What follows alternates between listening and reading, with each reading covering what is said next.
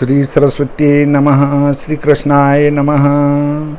आज हम चर्चा करेंगे कि हम भागवत सप्ताह करवाते हैं, उसमें कभी कभी फायदे की बजाय हानि भी हो जाती है।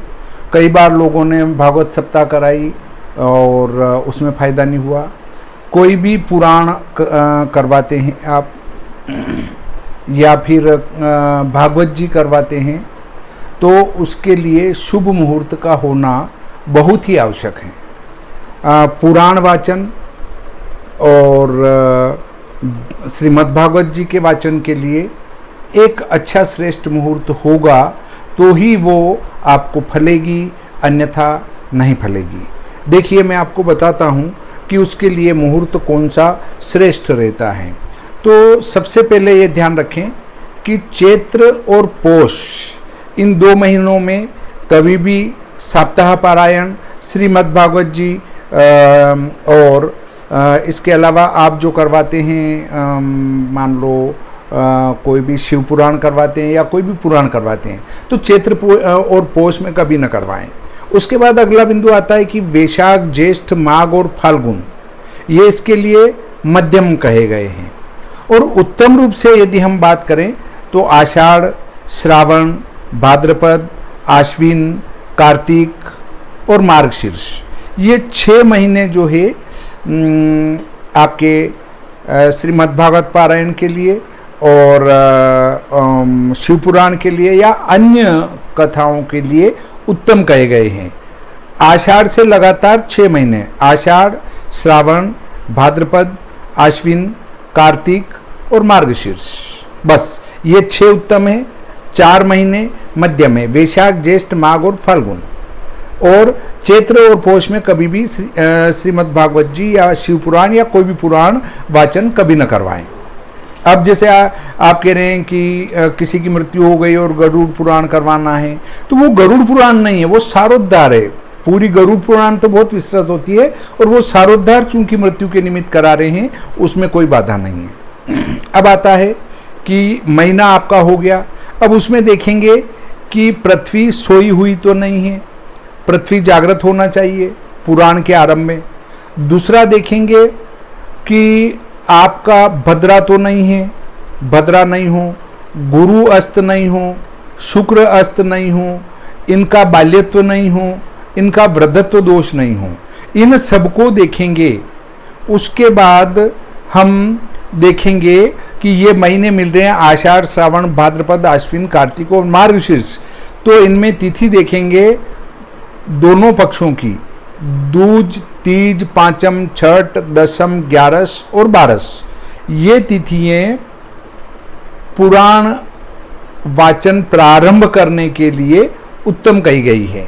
वारों में सोमवार, बुधवार, गुरुवार और शुक्रवार। नक्षत्रों में अश्विनी, मृगशिरा, पुनर्वसु, पुष्य, हस्त, चित्रा, स्वाति, विशाखा, अनुराधा, श्रवण, धनिष्ठा, पूर्वा भाद्रपद और रेवती। ये नक्षत्र उत्तम है, ये वार जो बताए वो उत्तम है, वो तिथि उत्तम है। परंतु ये ध्यान रखें कि आषाढ़ से मार्गशीर्ष के बीच में ही आपको पुराण वाचन करवाना है। इनमें भद्रा दोष देखेंगे, व्यतिपात, महापात देखेंगे, क्रांति साम्य वो का वही है वो देखेंगे। हमारा वेदरती और व्यतिपात नक्षत्र उस दिन योग न हो, नक्षत्र नहीं योग उस दिन न हो। ये सब शुभ देखने के बाद ही हम पुराण का पाठ, पुराण का वाचन, पुराण की कथा प्रारंभ करेंगे। चाहे वो श्रीमद्भागवत हो, चाहे वो आपकी शिव पुराण हो या 18 पुराण में से कोई भी पुराण हो, उसके वाचन के लिए ये मुहूर्त शुभ होगा। अन्यथा आपका गुरु का तारा अस्ते और पुराण वाचन चल रहा है, वो गलत है। शुक्र का तारा अस्ते और आपका पुराण वाचन चल रहा है, वो गलत है।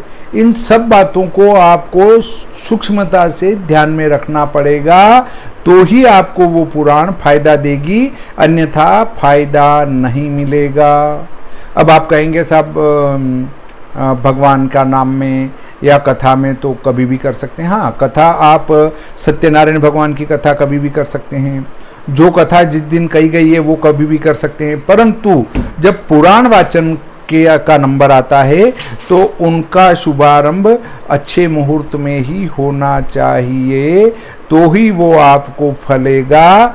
अन्यथा हमारे बहुत सारे कथावाचक उटपटांग बयान जारी कर रहे हैं, उनके बयानों में आकर तो और रात में भी कथा प्रारंभ की जा सकती है और उनके लिए तो कोई तिथिवार नक्षत्र नियत नहीं है।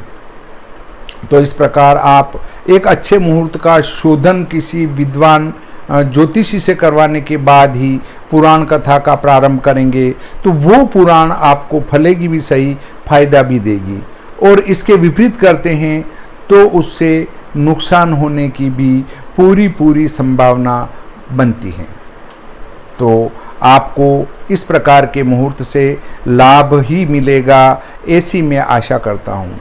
इसी के साथ आज का ये प्रकरण यहीं समाप्त करते हैं। श्री सरस्वती नमः, श्री कृष्णाय नमः, श्री व्यासदेवाय नमः।